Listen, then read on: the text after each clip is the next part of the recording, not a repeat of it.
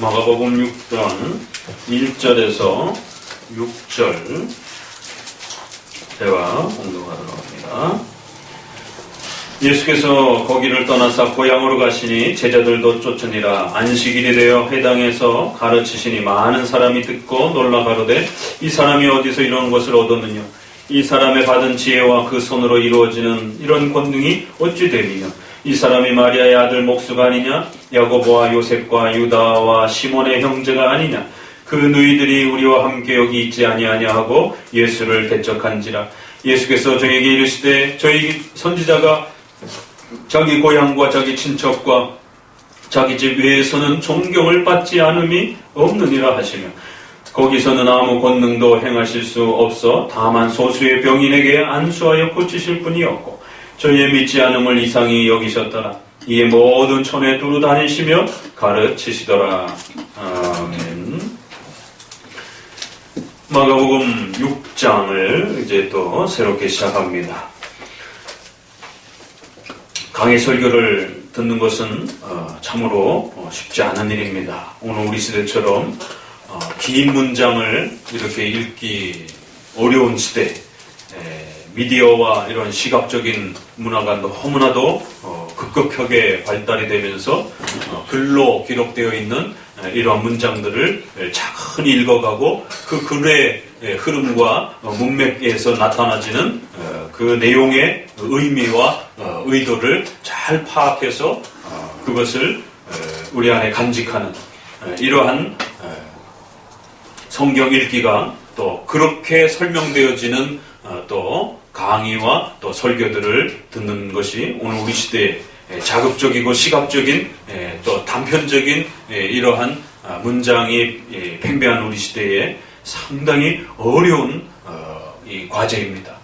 어떻게 보면 문맹률이 높았던 한국 선교 초기 1900년도부터 시작해서 6.25 전쟁 전까지 적어도 한국 교회 초기에는 가만히 앉아서 1시간, 2시간을 이렇게 설교를 듣고 그걸 잘 이해하고 집중하고 이런 부분들이 지금보다 오히려 역설적으로 과학적, 문명적인 이러한 부분들은 100여 년 동안 많이 발전이 되었지만 오히려 성도들이 집중해서 듣고 또 잘 읽고 또 잘 이해하는 이런 부분들은 훨씬 지금 뒤떨어져 가고 있는 핸드폰 문화를 통해서 단편적 글은 아주 속도감이 있지만 깊은 글들을 책을 읽지 못하는 이러한 시대가 되었습니다.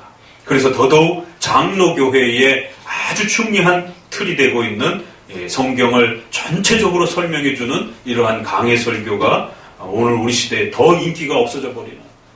그러나 놀라운 것은 인간의 본성상 하나님을 그리워하고 하나님에 대한 목마름이 있기 때문에 여전히 이 강해 설교는 포기할 수 없는 것입니다. 그러한 단편적인 짜집기식의 그러한 시각적 미디어적인 이러한 형태로서는 이 성경 66권이라고 하는 이 방대한 분량 속에 담겨있는 하나님의 그 위대하심과 또 높으심을 다 담아낼 수가 없는 것입니다. 그래서 지난 2000년 동안 성경을 설명하고 가르치고 이해시키고 그리고 그러한 성경의 풍성한 내용들 속에 또 중심이 되는 교리의 그 핵심들을 성도들이 정확하게 깨달을 수 있도록 또 반복적으로 또 이렇게 훈련시키는 이러한 과정들은 단 한 번도 포기되어진 적이 없는 또 오늘 우리 시대에도 여전히 위대하신 하나님을 이해하는 데 있어서 배워가는 데 있어서 반드시 필요한 과정임을 꼭 명심하셔야 됩니다. 어떻게 보면 현대의 다양한 문화적 싸움에 있어서 또 성도들이 부단히 싸워가셔야 되는 그러니까 지금은 1시간 설교를 듣는다라고 하는 것은 거의 기적입니다. 지금은 20분대 설교로 들어갔고 이제 그 20분대 설교도 절반 이상을 영상이라든가 뮤지컬이라든가 어떤 드라마라든가 또 어떤 노래라든가 이런 걸로 대용하면서 간증이라든가 이런 걸로 대용시키면서 결국 점점 더 설교가 줄어들게 되는 이러한 시대에 성경을 차근히 배워가기 위해서 1시간 이상가량을 집중해서 듣는다는 것은 가히 기적과 같은 그런 일입니다. 힘을 내어서 이러한 신앙의 가치들을 또 잘 지켜내셔야 됩니다. 자, 마가복음 이제 또 새롭게 6장을 이제 우리가 접근하면서 그 마가복음 6장을 먼저 전체적으로 한번 좀 읽어보셔야 됩니다.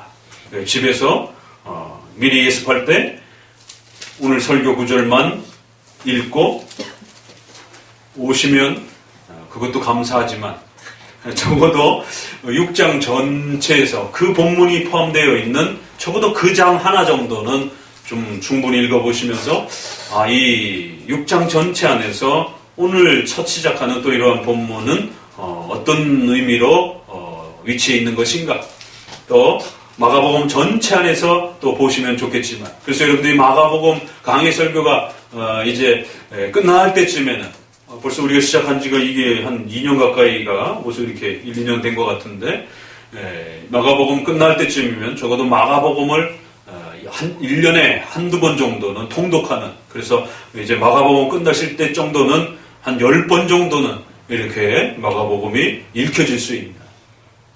저도 설교 준비를 6장을 하다가 조금 흐름이 이렇게 또 희미해지게 되면 1장부터 다시 읽습니다. 16장까지. 그래서 전체 흐름을 다시 또 이렇게 가슴에 담고 그리고는 6장을 다시 보는 것이. 그러다 보면 마가복음을 설교를 끝낼 때쯤 되면 한 마가복음을 적어도 한 4, 50번 이상을 계속 반복해서 읽게 되는. 그러니까 우리 장로교식 강해 설교, 또 강해 묵상이라고 하는 이러한 훈련들을 우리 성도들이 부지런히 하셔야 됩니다. 그래서 큐티식의 이 성경 읽기를 반드시 끊어내셔야 됩니다. 쭉 읽다가 자기 마음에 감동이 오는 부분만 단어와 문장만 탁 뽑아내는, 이건 전형적인 뽑기식 성경 읽기예요. 성경 전체의 앞뒤 문맥과 그 단어와 그 흐름을 파악하지 않고 그저 내게 필요한 부분들이 어느 부분의 구절이 와닿겠어요. 결국 자기가 필요하고 원하는 그러한 욕망에 따라서 병이 든 사람들은 병과 관련된 구절만 들어오고, 돈이 필요한 사람들은 돈과 관련된 구절들만 눈에 들어오게 되어 있는 것입니다. 그렇기 때문에 오늘 우리 시대의 큐티식의 이러한 주관적이고 편집적인 또 이러한 성경 읽기를 철저히 금지하고 장로교가 지켜왔던 성경 전체를 오직 성경, 전체 성경이라고 하는 이 장로교 강해적 묵상 성경 읽기를 반드시 회복해내셔야 됩니다. 자, 그러면 5장에서는 우리가 어떻게 정리를 해왔지요? 특별히 5장은 믿음이 무엇인지에 대해서 좀 더 다양한 사건들을, 몇 가지 큰 사건들을 소개하면서 믿음은 전폭적으로 하나님이 주시는 것이다라고 하는 그런 성격을 드러내기도 하고, 또 믿음은 회개에 또 복음의 메시지를 들었을 때에 반드시 회개하고 또 믿기로 결단하고 주님께 나와야 하는, 또 교회에 나와서 신앙생활을 하기로 결단해야 하는 이러한 듣는 자의 또 자발적인, 자원적인 또 그러한 결단과 또 고백이 반드시 책임성 있게 그 믿음의 고백을 해야 하는 그러한 모습이 있음을 보게 됩니다. 5장은 이처럼 믿음이 가지고 있는 독특한 그 모습과 형태들을 여러 사건들을 통해서 집중화시키는 모습을 보게 됩니다. 그러니까 이게 흩어져 있는 사건 같지만 그것이 또 큰 그룹별로 또 이렇게 특정한 작은 주제들을 중심으로 해서 또 이렇게 모여 있기도 합니다. 그리고 또 그러한 작은 단위들이 마가복음 전체 안에서 또 하나의 단락들이 크게 연결이 되면서 마가복음에서 말하고 싶어 했던 1장 1절에 예수 그리스도는 누구이신가? 주는 그리스도시요 살아계신 하나님의 아들이시다라고 하는 이 중요한 고백을 마가복음 전체가 하나의 단락들을 다 모아서, 그러니까 예수님은 이런 분입니다. 그러니까 이 예수님을 믿기 위해서 이렇게 하셔야 됩니다. 라고 이렇게 가르쳐주는 구원의 중요한 비밀들을 알려주는 것입니다. 자, 그러면 이제 6장으로 들어오셨는데 6장은 펼치자마자 5장은 믿음에 대해서 이야기하고 있고 믿은 것에 대해서 아주 많이 칭찬해주고 있고 그 연약하게 또 그렇게 주님에게 다가왔음에도 불구하고 그들의 그 연약한 믿음의 행위와 또 결단과 이런 부분들을 아주 소중하게 여겨주시는 그러한 믿음에 대한 많은 모습들을 이렇게 소개를 합니다.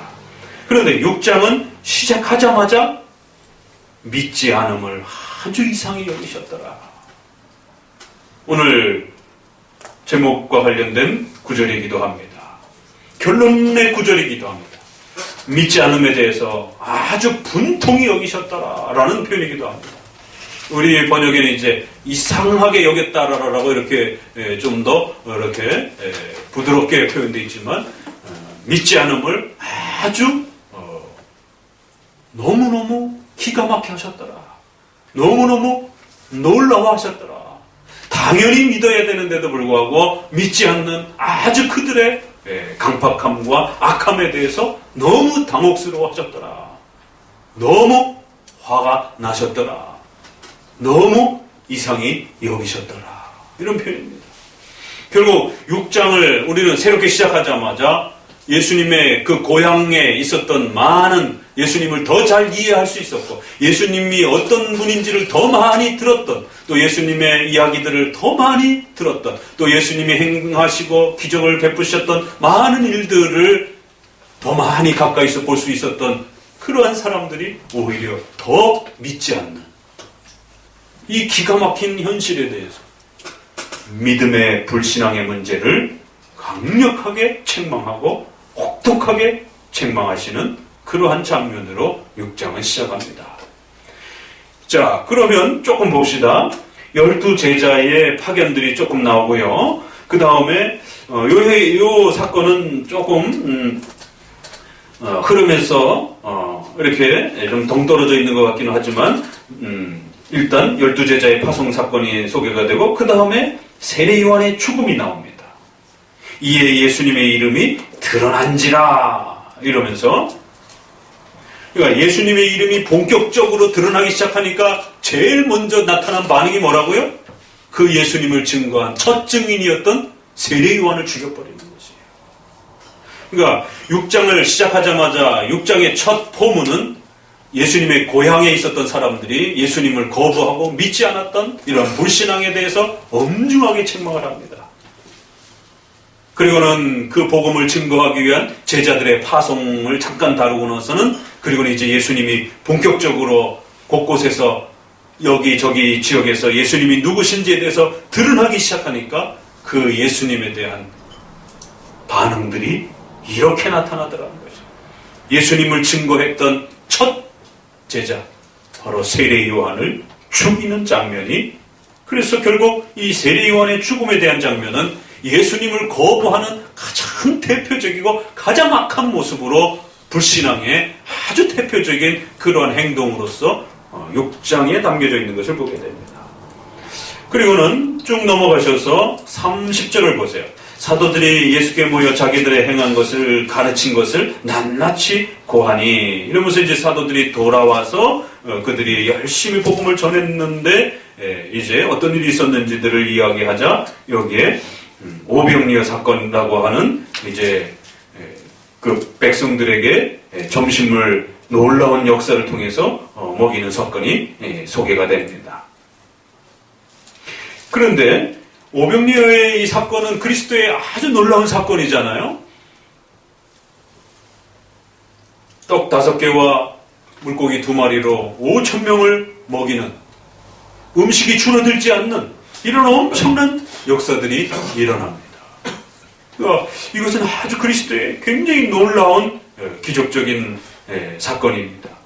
그런데 6장 뒷부분에 오병이어의 사건과 물 위를 걸으시는 그리스도의 이러한 자연을 뛰어넘는 자연 질서를 뛰어넘는 이러한 엄청난 기적을 일으키시는 장면들이 나옵니다. 그런데 이 장면에 상대적으로 어떤 결과들이 따라붙느냐면 오병이어를 경험했던 당대에 자기들 눈앞에서 음식이 줄어들지 않는 구약의 만나 사건과 같은 그런 엄청난 경험을 한 거예요. 40년 동안 양식이 줄어들지 않고 매일매일같이 하나님이 양식을 공급해 주시는 그런 시대만 우리가 산다라면 얼마나 행복하겠어요. 일할 필요도 없이 시컷 놀다가 아침에 바구니 하나 들고 먹을 거 가져다가 쌓아놓고 또 그렇게 먹고 즐기고 또 다 내일 건 또 내일 또 양식이 주어지고 꿈 같은 그런 생활이죠. 신약에도 그 비슷한 사건이 오병이어 사건이 일어났습니다. 그런데 우리가 구약의 만나 사건 하면 제 머릿속에 떠오르는 것은 그렇게 엄청난 기적을 맛봤는데도 불구하고 더 맛있는 거 내놓으라고 원망하다가 결국 하나님 앞에 벌받아 책망받아서 40년 동안 광야 생활을 하게 돼요. 밀가루 같은 그러한 얇은 쌀알과 같은 그런 이 만나 씨를 갈아서 반죽을 해서 먹고 이러한 그 양식을 공급받았는데 왜 이런 것만 줍니까? 더 맛있는 거, 더 맛있는 거, 더 맛있는 거, 고기도 좀 주시고 여러 가지 더 맛난 것들을 요구하다가 결국 징계를 받는. 그러니까 오히려 하나님의 그 위대하신 역사를 경험하면서 하나님을 믿지 않는 이 참 기가 막힌 인간의 이 죄악된 욕망에 대해서 하나님을 믿지 않는 인간의 이 불신앙의 아주 대표적인 사건이 구약의 만나 사건입니다. 그러니까 구약의 만나 사건은 하나님의 위대하심을 보여주면서도 또 한편으로는 인간이 얼마나 악한지, 인간의 그 믿지 않는 이 악독함이 왜 도대체 그렇게도 안 믿는가? 도대체 뭐 때문에 그렇게 안 믿는가? 하나님이 자기들에게 뭘 서운하게 했는가? 하나님이 도대체 뭘 자기들에게 본인들에게 해야 되는 일을 하셨는가? 왜 하나님을 그렇게 믿지 않는가? 하나님을 믿지 않는, 예수님을 믿지 않는 인간의 이 아주 본성적인 악함들이 얼마나 깊이 뿌리 박혀 있는지에 대해서 40년을 그렇게 먹고 살면서도 하나님을 믿지 않고 불평하고 원망하는 이 참혹함을 구약에서 보게 됩니다. 그런데 오병이어의 이 사건 속에서도 같은 모습을 보게 됩니다. 결국 이 사건 뒤에 예수님을 따라다녔던 많은 사람들이 다 도망갑니다. 왜냐하면 예수님이 이 사건을 행하고 나서 나를 먹는 자는 영원히 죽지 않는다라고 하고, 내 몸을 먹는 자는 영생을 누릴 것이다라고, 내 피를 마시는 자는 영원히 살 것이다라고 하고. 그러니까 우리가 식인종입니까? 어떻게 예수님의 살과 피를 먹습니까? 예수님을 의지하고 사랑하고 예수님을 믿는 것을 그렇게 가르쳐 주신 것인데 예수님을 먹고 마신다라는 것을 전혀 이해를 못하는 거예요. 지금 오늘날 성찬식을 통해서 우리가 예수님의 몸과 피에 이러한 은혜에 참여한다라고 하는 것을 이해하지 못하는 것처럼 오병이어의 사건을 통해서 그 중요한 신앙의 본질, 예수님과 우리가 하나가 되는 이 신비로움을 가르쳐 주셨는데 결국엔 그런 거 말고요, 이렇게 좀 양식을 일하지 않고 평생 일하지 않고 이렇게 양식을 해결할 수 있는 법을 가르쳐 주세요. 예수님이 이스라엘의 해방자로 쓰시게 되면, 이 정도의 권능이 있으면 이거 군대 양식을 마련할 수 있는 어마어마한 능력이 되면 군대를 모집할 수 있고, 군대를 모집하면 식민지 생활을 하고 있는 유대인들이 로마의 군인들을 물리치고 독립을 이룰 수 있겠다. 엉뚱한 생각들을 하고 있는 것이, 예수님의 그 초자연적인 치료와 먹이심의 은혜의 역사 앞에 무슨 생각을 하고 있어요? 이거 이용해가지고 어떻게 하면 잘 먹고 잘 살 수 있을까? 이거 대단한데? 교회는 분명히 기도하며 또 하나님을 의지할 때에 병원에서 치료하지 못하는 또 그런 놀라운 치료의 역사들을 경험하기도 합니다. 또 우리의 삶 속에 알 수 없는 신비로운 그러한 도움을 또 우리가 누리기도 합니다. 분명히 우리 기독교 안에는 그러한 신비로운 하나님의 도우심들이 있습니다. 그러나 그것은 본질이 아니에요. 그건 신앙을 보조하기 위한 보조 도구들인 것이지, 예수 그리스도께서 누구이시고 하나님이 누구신지, 믿음을 바르게 가지기 위해서 어떻게 해야 하는지들을 가르치는 것이 교회의 본질인 것이에요. 그걸 놓쳐버리고 어떻게 하면 치료받을 수 있을까? 어떻게 하면 먹고 살 수 있을까? 어떻게 하면 더 큰 명예를 누릴 수 있을까? 오병이어를 경험하고 났더니만 이거 잘만 이용하게 되면 군대를 모집할 수 있겠는데, 야, 이거 잘만 이용하게 되면 음식이 줄어들질 않는 거예요. 이야, 이거 장사하게 되면 대박이겠는데? 물건을 안 떼오고 그냥 계속 팔 수 있다고 생각해 보세요. 금방 부자 되는 것이죠. 물건을 어디 가서 사와야, 그리고는 또 팔아야 이윤이 남는 건데, 재료도 없이 계속 팔 수만 있다라면 결국 기복주의와 정치 사회적인 것과 또 치료적인 이러한 다양한 엉뚱한 생각들을, 예수님을 바라보면서 예수님을 이용할 생각들을 하는 것이에요. 그러자 예수님이 오병이어 사건 이후에 나를 먹는 자, 내 피를 마시는 자는 영원히 살 것이다라고 하니까, 바로 나는 그걸 너희들에게 가르쳐주기 위해 왔다라고 하니까, 그건 중요한 게 아니고요, 어떻게 하면 잘 먹고 잘 살 수 있는 것인가, 이런 오병이어의 이러한 비밀들을 어떻게 우리가 계속 유지할 수 있을 것인가, 이런 것 좀 가르쳐주세요. 예수님이 나는 그거를 너희들에게 가르치기 위해서 온 게 아니다. 나를 먹고 나와 하나 되고 나와 함께하며 나의 말을 듣는 자들 영생을 누릴 것이다. 그런 건 별로 쓸데없는데 결국에는 다 도망갑니다. 그런 거 가르치려면 우리는 안 듣겠습니다. 어떻게 하면 이 부자가 될 수 있고 또 이 엄청난 이 물질을 가지고 재산을 축적할 수 있고 또 군대를 마련할 수 있고, 이런 걸 가르쳐줘야지, 뭐 예수님의 몸을 먹고 예수님의 피를 마시고 뭐 예수님과 하나가 되고 영생을 누리고, 이런 거는 별로 중요하지 않다 생각을 한 겁니다. 그래서 다 떠나갑니다. 거기에 이제 예수님이 유명한 말씀이 제자들을 향하여, 12사도들을 향하여 너희도 가려느냐라고 책망하는 말씀이 나옵니다. 베드로의 유명한 두 고백이 주는 살아계신 하나님의 아들이시다라고 하는 이 고백과 또 하나 있어요. 바로 이 오병이어 다음에 나오는 고백입니다. 첫 고백은 많이들 알고 계시는데 이 두 번째 고백은 잘 모르는 경우들이 많이 있습니다. 바로 오병이어의 사건에서 나오는 영생의 말씀이 여기 계심에 우리가 어디로 가겠습니까? 그래, 바로 너희의 그 신앙 고백이 바로 너희들을 구원할 것이다 라고 이렇게 칭찬해주는 장면, 바로 영생의 말씀이 여기에 계시는데 우리가 어디로 가겠습니까? 오병이어의 사건은 이처럼 한편으로는 놀라운 예수님의 자연을 뛰어넘는 어마어마한 사건이었음에도 불구하고 이 사건에 대한 반응으로 오히려 더 많은 사람들이 예수님을 버리는 참 슬픈 반응들이 나오는 사건입니다. 그리고는 물 위를 걷는 사건도 보시면 이것은 좀 더 제자들을 집중하여 이렇게 가르치면서 진행합니다. 52절을 같이 읽어봅니다. 이는 저희가 그 떡 매시던 떼시던 일을 깨닫지 못하고 도리어 그 마음이 둔하여 졌습니다라. 오병이어 뗀지 얼마 되지도 않았는데 예수님께서 물 위를 걸어오시면서 일으키시는 이러한 많은 기적 속에 결국 제자들의 믿음의 연약함과 그 부족함들을 책망하시는 장면들을 소개를 합니다.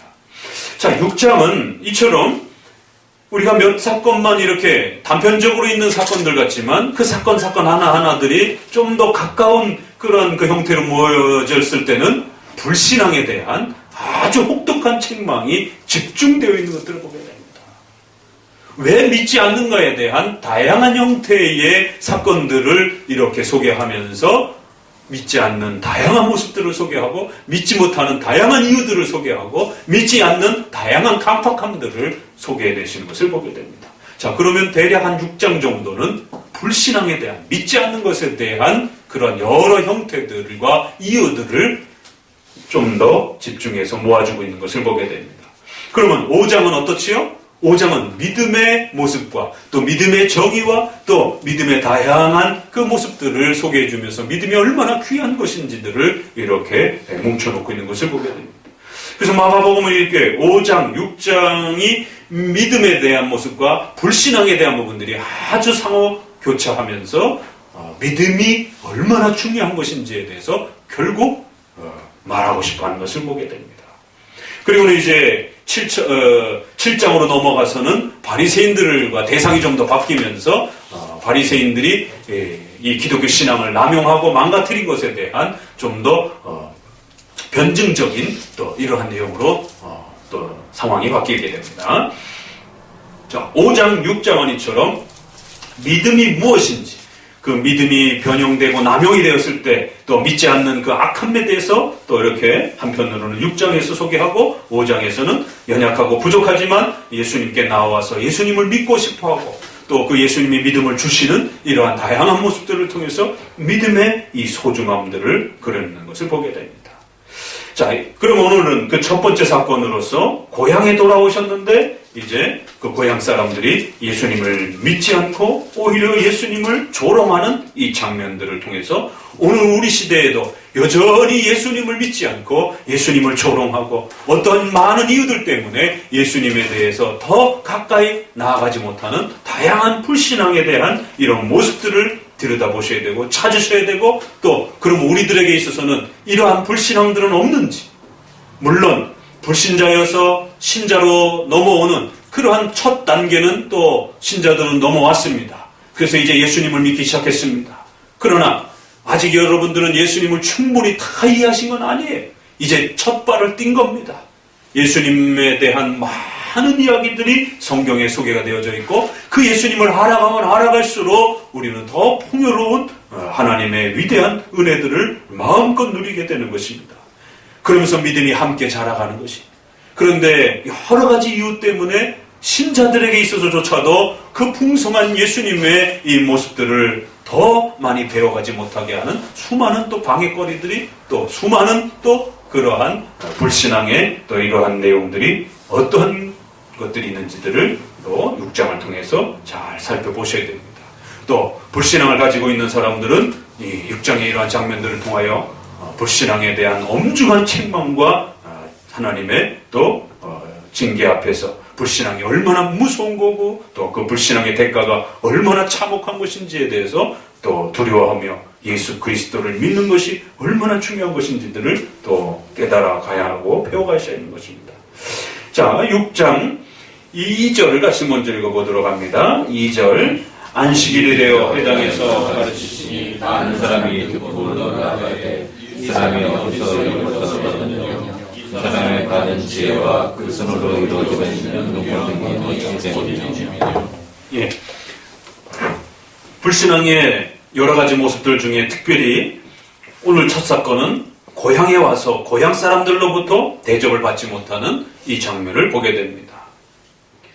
예수님께서는 앞서서 이제 갈릴리 저편으로 가서 사역했던 장면들 속에서 이제 속히 이 고향으로 돌아오시는 예수님은 베들레헴에서 나셨죠.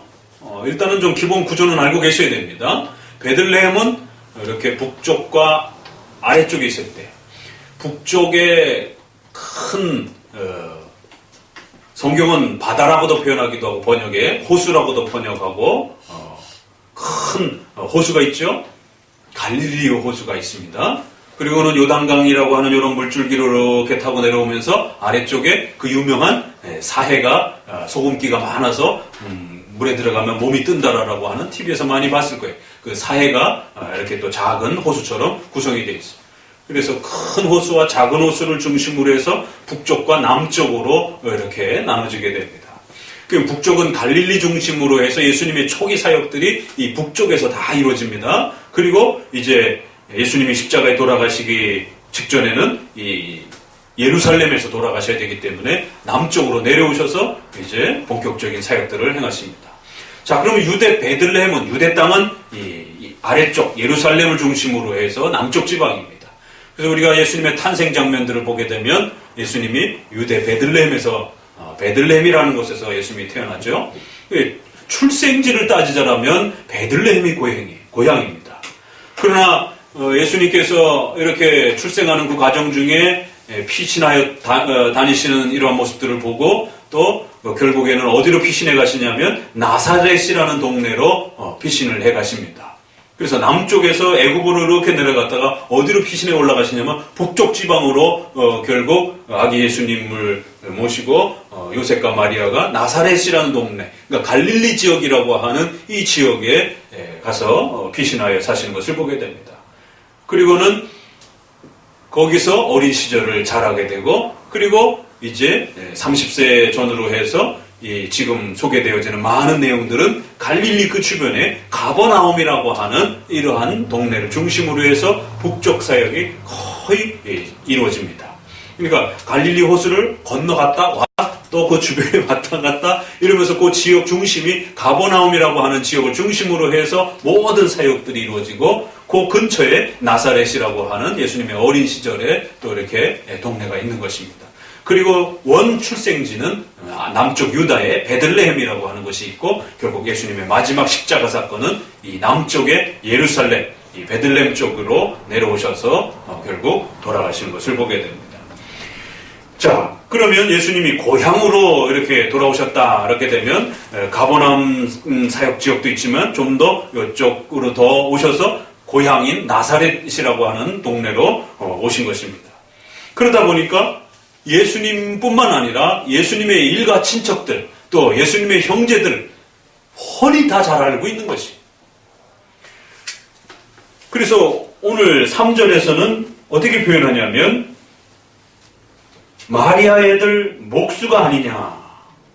그래서 요셉의 직업까지도 알고 있었고, 그 요셉의 아들인 예수님이 역시 그 아버지의 직업을 따라서 목수의 이 일을 또 함께 진행하고 있었던 그런 예수님의 직업과 살아오셨던 모든 그 과정까지도 다 알고 있는 것을 보게 됩니다.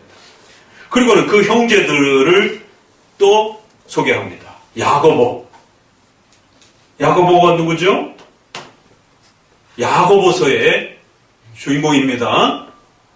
기본 상식적인 부분들은 좀 알고 계셔야 돼요. 예수님의 동생 야고보서의 저자입니다. 그런데 성경에는 같은 이름이 많이 나옵니다. 그래서 굉장히 헷갈립니다. 기본적으로 구별해야 될 부분, 세베대의 아들 야고보와 요한, 예수님의 사촌, 예수님의 사촌 중에 야고보가 있습니다. 제일 먼저 12사도 중에 사도행전에 보게 되면 바로 헤롯의 핍박 속에서 첫 순교자가 나는데, 그 첫 순교자가 바로 예수님의 사촌인 야고보가 죽습니다. 세베대의 아들 야고보, 이렇게 또 소개가 됩니다. 또 12사도 중에 사도 요한과 야고보 이렇게 형제로 소개되는 분 말고 또 한 분이 소개가 됩니다. 그 사도로서의 야고보, 그 다음에 예수님의 또 이렇게 사촌인 또 야고보와 요한 할 때 또 야고보, 또 그리고 예수님의 형제 야고보, 이렇게 해서 세 분 정도는 야고보 이름으로 소개가 되는데 많이 등장을 하니까 꼭 구별을 해 두셔야 됩니다.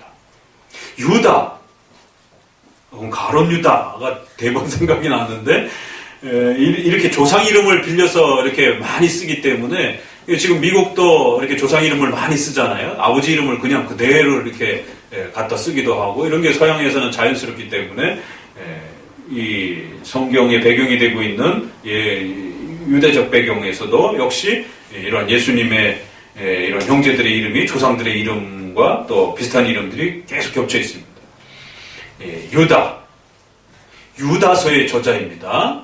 성경에 보면 유다서 있죠? 그래서 유다서의 또 저자예요. 그 예수님의 형제들이 아주 성경을 기록하는 중요한 인물들로 그렇게 또 남기도 합니다. 나머지는 잘 소개가 안 돼요. 요셉, 구약의 요셉을 우리가 기억하잖아요. 12지파의 애굽에 잡혀갔던 요셉, 이름이 비슷하죠? 요셉도 있고, 유다, 시몬은 또 누굽니까? 시몬 베드로, 이럴 때 그 베드로의 또 이름의 풀네임에 또 이렇게 시몬 베드로 이렇게 표현하기도 하고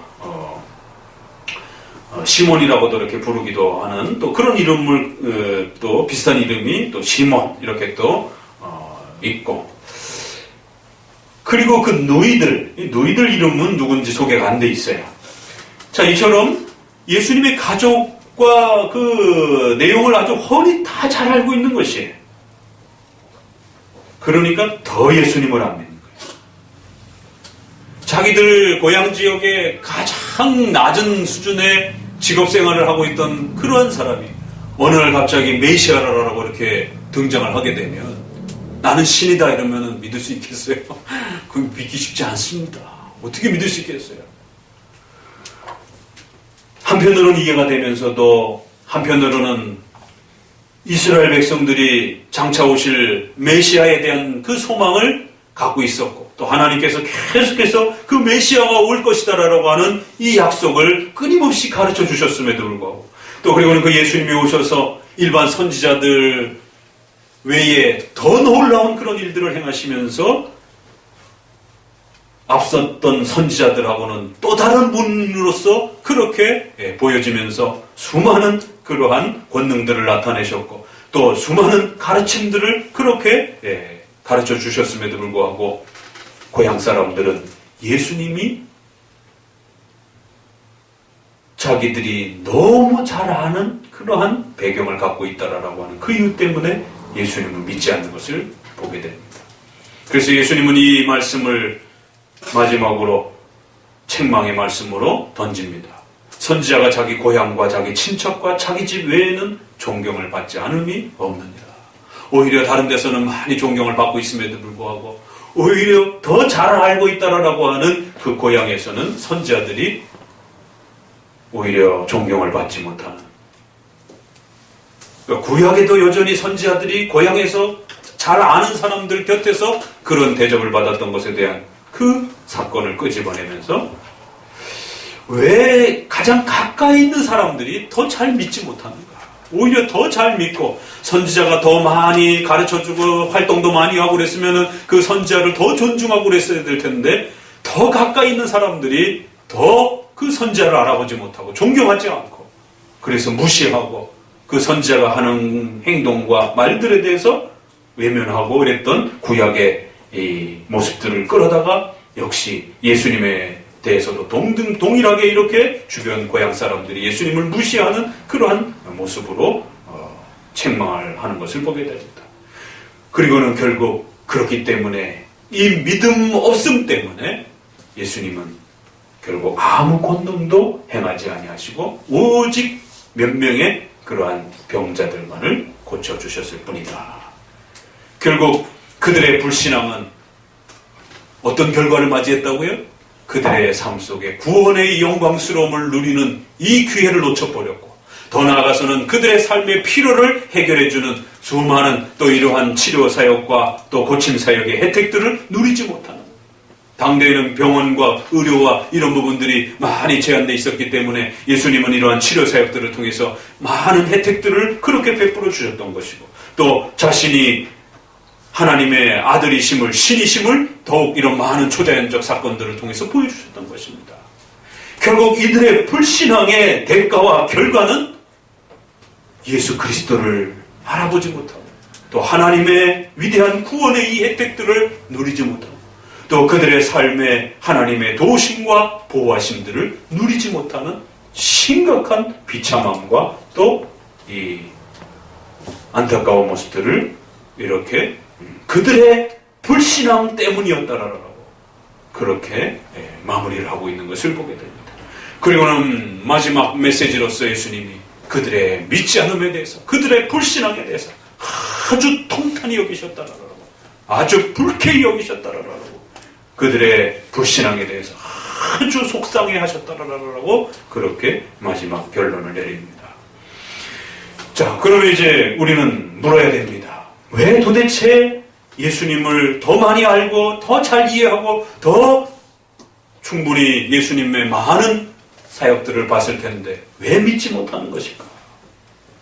결국 오병리의 사건처럼 그 그들의 선입관이 오히려 그들로 하여금 더 예수님께로 다가가지 못하는. 왜요? 적어도 자기들이 기대했던 메시아는 어떤 메시아였습니까? 시편이나 구약의 수많은 곳에 장차 메시아가 이스라엘 백성들 가운데 오셔서 이스라엘을 새롭게 건국하고 이스라엘을 새롭게 회복할 것이며 이스라엘을 부강하게 할 것이며 이스라엘을 강건하게 해줄 것이다라고 하는 다윗과 같은 그러한 위대한 왕으로서 또 다윗에게 허락해 주셨던 솔로몬에게 허락해 주셨던 그 엄청난 복의 영화와 이러한 영광스러움들을 회복해 주실 것이다라고 그렇게 약속해 놨습니다. 그런데 그 약속을 문자적으로만 이해를 한 거예요. 오늘 제네바 교리 문답에 있는 것처럼 영토적으로만 이해를 한 거예요. 국가적으로만 이해를 한 거예요. 그 메시아가 오셔서 더 중요한 영적 본질, 바로 사탄의 왕국을 깨트려버리고 우리 인간의 죄의 모든 악함들을 씻어주시고 우리를 의롭다 하시며 우리의 모든 죄를 사하시고 죄사함 받게 하여 주셔서 하나님의 자녀로 하나님의 백성으로 삼아주시는 이 영광스러운 복음의 본질을 놓쳐버리고 잘 먹고 잘 살고 국가적으로 튼튼하고 침략 없고 전쟁의 위험이 없이 막강하고 무장이 잘 되어 있는 경제적으로 튼튼한 그러한 것만 생각했던 것입니다. 그런데 자신이 메시아라고 하시는 분이 턱 오셨는데 이스라엘의 직업 중에서 제일 하층민들이 하는 그런 목수의 일을 하고 계시는 분입니다.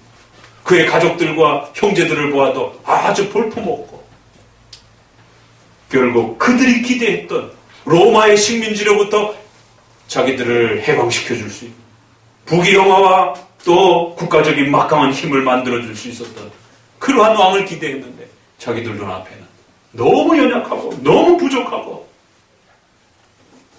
전혀 본인들의 기대치를 만족시킬 수 없는 분으로 다가오신 것입니다.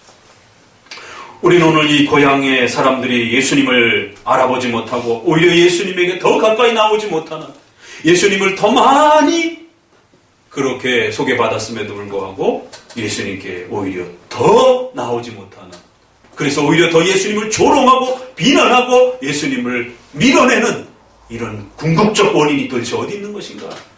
그건 바로 메시아에 대한 잘못된 기대치에 있었다는 것을 보게 됩니다. 예수님을 먹고 사는 문제만 해결해 주는 분으로, 예수님을 성공에 그러한 도움을 주는 분으로만, 예수님을 그저 부귀영화만 누릴 수 있는 그런 도구로만, 그런 기대치를 가지고 예수님을 바라보게 될 때 오히려 예수님을 더 믿지 못하게 되는 이러한 심각한 일이 벌어질 수 있다는 사실을 명심하셔야 됩니다. 오늘날 수많은 사람들, 또 수많은 교회의 성도들이 예수님을 어떻게 바라보고 있습니까? 병 고치는 분, 부귀영화를 주시는 분, 권세를 만들어 주시는 분, 자기들마다 기대치가 다 다릅니다. 오늘 이 나사렛 동네에 있었던 수많은 그 사람들은 어떤 기대치를 가지고 예수님을 바라봤겠느냐라는 것이죠. 앞 구절을 한번 좀 봅시다. 마가복음 3장 21절. 이미 벌써 이 고향의 사람들의 이런 잘못된 기대치 때문에 예수님을 거역하는 이 모습들은 앞부분에서도 몇 번 나왔습니다. 3장 21절 같이 읽습니다. 예수의 친속들이 예수님을 향하여 미쳤다라고 그렇게 조롱을 합니다. 31절로 넘어갑니다. 있습니다. 때에 예수의 모친과 동생들이 와서 밖에 서서 사람들을 보내어 예수를 부르니 무리가 예수를 둘러 앉았다가 여짜오되 보소서 당신의 모친과 동생들과 누이들이 밖에서 찾나이다. 대답하시되 누가 내 모친이며 동생들이냐 하시고. 예수님의 가족들이 왜 왔겠어요? 여기 앞부분에서는 예수님의 친속들이, 그래서 친족들이, 가까운 친척들이 예수님을 자꾸 미쳤다고 하니까 벌써 소문이 들어갔지 않겠어요? 그러니까 가족들이 예수님을 모시러 온 것은 제발 이런 일 좀 하지 말라. 자꾸 주변의 친척들이 예수님을 미쳤다라고 하니 너무 큰 부담이 되는 거지. 충분히 문맥 안에서 그렇게 보여줄 수 있는 겁니다. 오히려 예수님을 잘 믿으려고 온 것이라고 보기보다는 예수님의 사역을 말리려고. 왜냐하면 초기에 많은 본문들이 예수님의 형제들이 예수님을 믿지 않고 오히려 예수님을 거부하는 행동들을 많이 보게 됩니다. 요한복음 7장 5절에도 보니까 이는 그 형제들이라도 예수님을 믿지 아니함이로라. 나중에는 야고보와 유다처럼 이렇게 성경을 기록할 정도로 훌륭한 신자로서 또 사역자로 바뀌었지만 초기에는 예수님에 대해서 아주 강한 거부감들을 보였던 것들을 보게 됩니다. 결국 그들의 기대치는 자기들이 원하는 그러한 것들을 예수님이 이루어줄 때는 예수님에게 다가왔지만 오히려 예수님이 그러한 기대치에 충족되지 않았을 때는 예수님을 멀리하는 것을 보게 됩니다. 오늘 우리 시대도 수많은 기대치를 가지고 예수님에게 다가와서 치료의 기대치를 가지고 또 성공의 기대치를 가지고 또 교회 나오면 부자가 된다라고 하는 또 이러한 잘못된 기복주의에 대한 또 성공에 대한 번영에 대한 이런 온갖 잘못된 기대치들을 가지고 예수님에게 기도하고 예수님을 바라보면서 그렇게 매달리는 것처럼 신앙을 가지고 있는 것처럼 그렇게 보여지기도 하지만 결국 그러한 것들이 이루어지지 않았을 때는 언제 그랬냐는 동 예수님을 등져버리고 예수님을 조롱하고 결국 외면하는 것을 보게 됩니다. 자, 우리는 하나 더 보셔야 됩니다. 요한복음 20장으로 넘어가 봅시다. 오히려 또 정반대의 장면이 나옵니다. 이런 불신앙과 관련해서 요한복음 20장 25절에는 좀 더 색다른 면이 나옵니다. 어떤 면이 소개가 되느냐면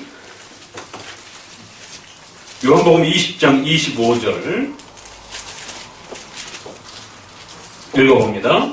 다른 제자들이 그들에게 이르되 우리가 주를 보았노라 하니 도마가 가로되 내가 그 손에 못자국을 보며 내 손가락을 그 못자국에 넣으며 내 손을 그 옆구리에 넣어보지 않고는 믿지 아니하겠노라. 29절 예수께서 가라사대 너는 나를 본고로 믿느냐 보지 못하고 믿는 자들은 복되다 하시느냐.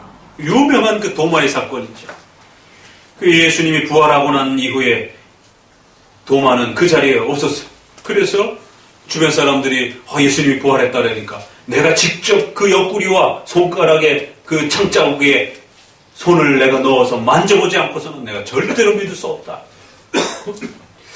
그러니까 이것은 어떤 또 불신앙입니까?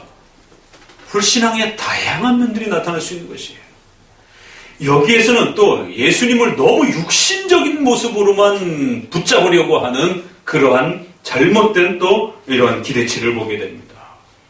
예수님의 육체적인 인성에 대한 잘못된 지나친 집착이 오히려 예수님의 신성과 예수님의 인성을 충분히 또 이렇게 배우지 못하게 되는, 예수님을 꼭 눈으로 봐야만 믿겠다라는 거예요. 예수님을 만져봐야만 믿겠다라는 거예요. 예수님을 환상 속에 쓰든지 어떤 형태로든지 봐야만, 경험해야만 믿겠다라고 하는, 이것도 또 잘못된 것입니다. 요한복음 20장 16절에는 또 다른 표현이 나옵니다. 예수께서 마리아 하시거늘 마리아가 돌이켜 히브리 말로 라보니어 하니 이는 선생님이라. 17절 같이 읽어봅니다. 20장 17절 예수께서 이르시되 나를 만지지 말라 내가 아직 아버지께로 올라가지 못하였노라. 그 마리아가 예수님을 그토록 보고 싶어 했는데 부활하신 예수님이 마리아에게 나타나셨을 때 정작 마리아가 너무 감격스러워서 예수님을 덥석 잡으려고 했더니만 예수님이 어떻게 해요? 만지지 말라라고 손살을 치십니다.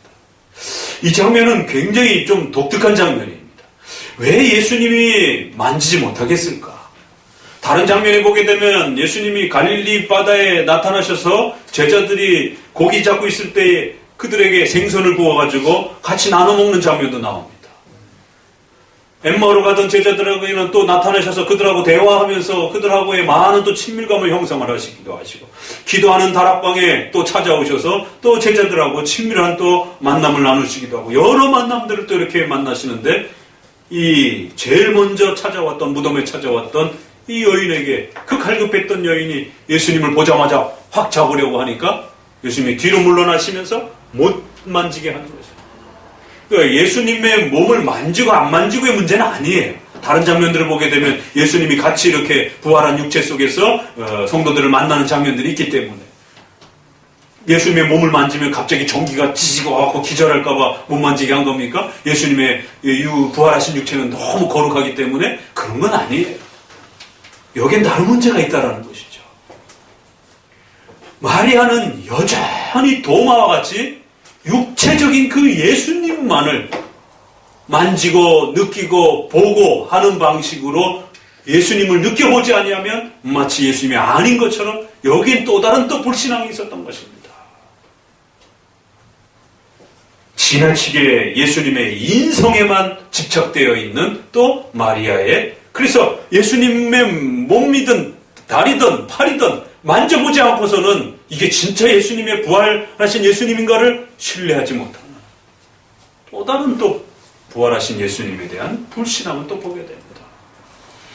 이처럼 예수님에 대한 불신앙의 여러 가지 모습들을 우리는 상당히 조심스럽게 성경을 통해서 또 교훈을 받으셔야 됩니다.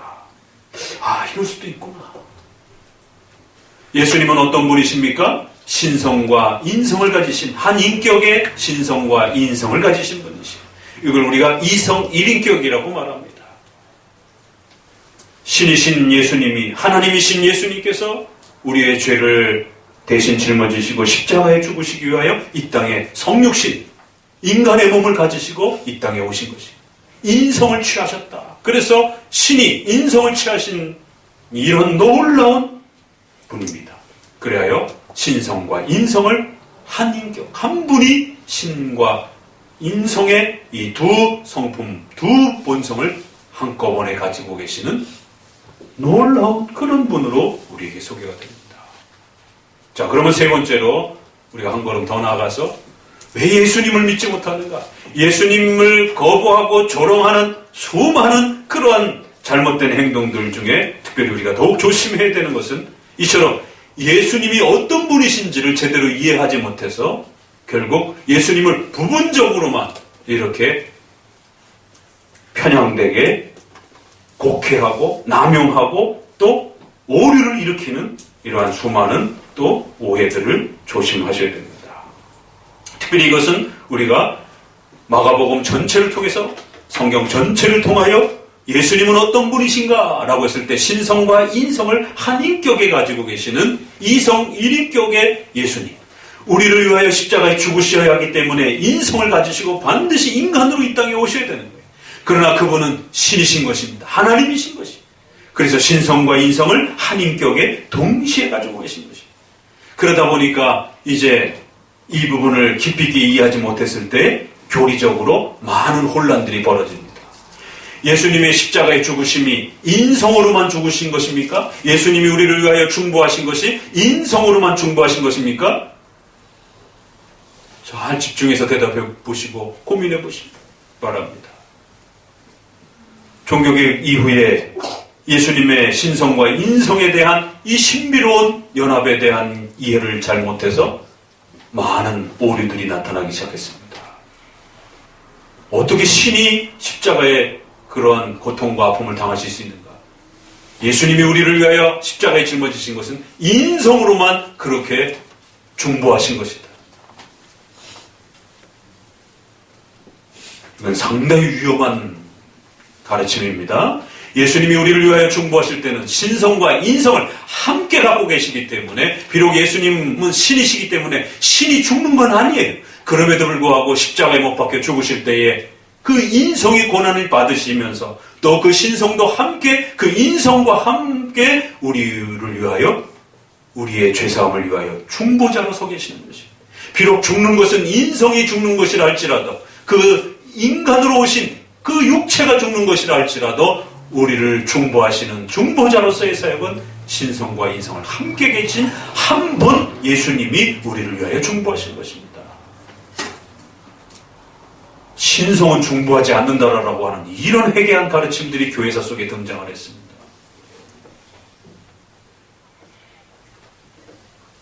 신성을 부정하는 일들이 또 등장을 합니다. 요한일서 4장 1, 2절에 예수 그리스도께서 육체로 오신 것을 시인하는 영마다 하나님께 속한 것이요 예수님을 시인하지 아니하는 영마다 하나님께 속한 것이 아니니 이것은 곧 저 그리스도의 영이라. 예수님의 신성을 부정하는, 또 그리고 그 예수님이 인간으로 오신 것을 부정하는, 신성을 부정하든 인성을 부정하든 양극단이 나타난 겁니다. 한편으로는 신성을 인정하면서 예수님의 육체를 부정하기도 하고, 또 마리아의 아들, 목수의 아들 예수는 믿겠지만 그 형제들을 우리가 다 알고 있고, 그래서 인간인 예수는 믿겠지만 당신은 신이 아닙니다. 신성을 부정하는 것입니다. 오늘 본문에는 신성을 부정하는 것입니다. 예수님의 인성을 인정해요. 일가친척 다 알고 있으니까, 우리랑 같이 살았으니까. 그러나 신은 아니다라는 것이에요. 이 가르침에는 교리적으로는 또 그런 위험성도 있는 겁니다. 신성을 부정하는. 요한 1서에서는 인성을 또 부정하는, 예수님이 육체로 오신 것을, 신이 육체로 오는 것을 부정하는 또 인성 부정론자들이 있는 것이에요. 요한복음 5장 17절에는 유대인들이 이를 인하여 더욱 예수를 죽이고자 하니 이는 안식일만 범할 뿐 아니라 하나님을 자기 위에 친아버지라 하여 자기를 하나님과 동등으로 삼으심이로라. 예수님이 성부 아버지 하나님과 본인이 동등하시다라고, 아버지께서 일하시니 나도 일한다라고 하니 유대인들이 돌을 들어서 예수님을 치려고 하는 것입니다. 신성 모독죄로. 어떻게 인간이 감히 신이라라고 말할 수 있느냐? 예수님의 신성을 부정하는 것이. 너는 나사렛에서 자란 그 형제들 우리가 다 알고, 너희 엄마도 알고, 너희 아버지도 우리가 다 알고, 너가 목수의 일을 했던 것도 우리가 다 인정하겠다. 그러나 감히 어떻게 너가 신이라고 하느냐? 돌을 들어서 치려고 하는 것이. 예수님의 신성을 믿지 않는 것입니다. 또 오늘 이 본문은 누가복음의 더 심각한 상태로 소개가 됩니다. 누가복음 4장 22절 이후에 쭉 예수님이 이제 안식일에 이사의 말씀을 가르치고 난 다음에 유대인들과 대화하는 이 고향 사람들하고 대답을 할 때에 고향 사람들이 이 사람이 요셉의 아들이 아니냐, 여기서는 요셉의 아들이 아니냐 이렇게 묻습니다. 마가복음에서는 마리아의 아들, 목수의 아들이 아니냐 이렇게 표현했는데, 그리고는 쭉 소개하고 난 다음에 이들의 끝반응이 무섭게 나타납니다. 4장 28절부터 회당에 있는 자들이 이것을 다 듣고 다 분이 가득하여 일어나 동네 밖으로 쫓아내어 그 동네가 건설된 산 낭떠러지기까지 끌고 가서 밀쳐 내리치고자 하되 예수께서 저희 가운데로 지나서 가시니라. 예수님께서 이들에게 가르친 말씀이 무엇인지는 오늘 마가복음에는 안 나와 있습니다. 누가복음에는 그게 바로 이사야 말씀에 예수님께서 가난하고 어려운 자들을 도와주시려 이 땅에 메시아로서 오신다라고 하는 그 말씀을 읽고 이제 그 메시아가 바로 예수님이다라고, 자신이다라고 그렇게 말씀해 주신 것이죠. 그 구원자가 예수님이라고 말씀하시는 것이죠. 그러자 신성 모독죄를 걸어서 나사렛 사람들은 예수님을 끌고 낭떠러지기까지 끌고 가서 예수님을 낭떠러지기에다 떨어뜨리려고 밀치려고 했는데 거기에 기적 같은 일이 일어나서 예수님이 밀치려 했던 그들을 지나서 그냥 오시는 것이에요. 이것도 놀라운 일이죠. 막 떠밀고 있는데 그냥 그들을, 그 많은 사람들이 밀어내는데도 불구하고 그들의 모든 힘을 다 제껴버리고 그들을 지나서 그냥 예수님이 계셨던 곳으로 다시 돌아오시는 것이죠. 이처럼 다양한 형태로 불신앙에 대한, 특별히 또 교리적으로 예수님의 신성과 인성에 대한 문제가 있기 때문에 역사적으로 신성을 부정하든지 인성을 부정하든지, 또 한 인격에 계시기 때문에 두 본성이 조화롭게 그렇게 예수님과 한 분 예수님 안에 서로 그렇게 상호 조화를 이루는 이 신비를 이해를 못해서 자꾸 한쪽으로 치우치는가, 또 이런 면들을 보게 됩니다.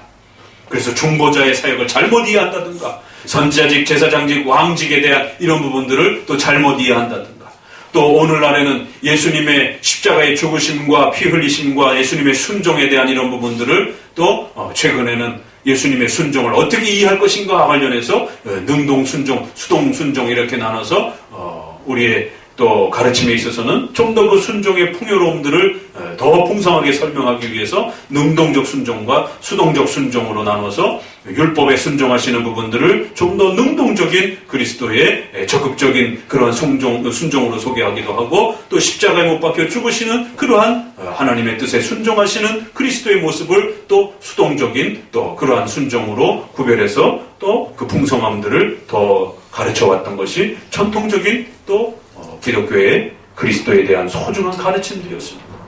그런데 최근에 이렇게 페더럴 비전이라든가 또 세간자마파라든가 또 몇몇 장로교 안에서도 수동적 순종만을 극단적으로 강조를 하면서 마치 능동적 순종을 이야기하면 마치 그게 비성경적인 것처럼 이렇게 또 공격적으로 이렇게 비판을 하는, 그래서 그걸 가르쳤던 전통적인 영미신학계통의 모든 신학자들을 비난하고 조롱하는 잘못된 그리스도에 대한 이러한 교리적 이해가 결국 그리스도를 조롱하고 그리스도의 이 위대함들을 또 축소시키고 망가뜨리는 이런 수많은 행동들이 오늘날도 여전히 벌어지고 있는 것입니다.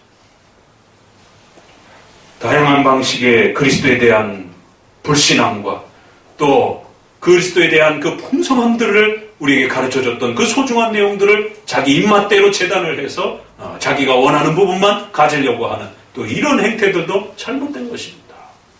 오늘 믿지 않음에 대한 이 불신앙의 이 모습이 어떠한 것인지, 그 불신앙은 잘못된 기대치에서 나타나기도 하고 또 자기가 원하는 대로 입맛대로만 또 그리스도의 모습을 재단하려고 하는 또 그런 어리석음 속에서 나타나기도 하고, 다양한 방식으로 이 믿지 않음이 나타나는 것입니다. 적어도 우리가 사도신경, 니케아 신조, 또 칼케톤 신조에서 고백하고 지금 웨스트민스터 신앙 고백까지 이르는 이 예수 그리스도께서 한 인격의 두 본성을 가지신, 신성과 인성을 가지시고 우리를 위하여 중보하시고 우리를 위하여 구원의 이 은총을 베풀어 주셨던 소중한 우리 정통 기독교의 가르침이 형성되어 있는 것입니다. 그러면 그 중에 어떤 하나라도 함부로 손상시켜서도 안 되고 그 중에 어떠한 것이라도 변형시켜서는 안 되는 것입니다. 왜? 그건 지난 2000년 동안 지켜왔던 소중한 고백들이었고, 그 고백을 통해서 우리는 구원에 대한, 칭의에 대한, 믿음에 대한 이 소중한 신앙 고백들의 이 감격스러움을 더 풍성하게 누려왔기 때문에 그런 것입니다. 이해하지 못하는 우리 자신을 탓해야지 우리 선조들을 통하여 이렇게 수백 년, 수천 년 동안 성경에서 가르친 이 소중한 예수님의 이 내용을 잘 그렇게 형성해 놓은 이 소중한 교리와 가르침들을 함부로 망가뜨려서는 안 되는 것입니다. 오늘 이제 6장으로부터 시작되는 이 불신앙의 이 첫 모습들을 우리가 다시 한번 보면서 오늘 우리 시대에도 다양한 방식으로 또 그런 불신앙들이 우리에게 다가올 수 있음을 또 엄중히 두려워하시고, 그 믿지 않음에 대해서 예수님이 아주 통탄히 여기시면서 불쾌히 여기시면서 책망하셨다라고 하는 또 이러한 책망을 신중히 깊이 마음에 새기시고, 특별히 기독론을 통해서 교리적으로 또 신앙 고백을 통하여 잘 정립된 예수 그리스도에 대한 또 이러한 총체적 고백들을 부지런히 배워가는 데에 또 힘을 쏟으신 우리 성도들 되시기를 주의 말씀으로 권면을 드립니다. 기도합니다.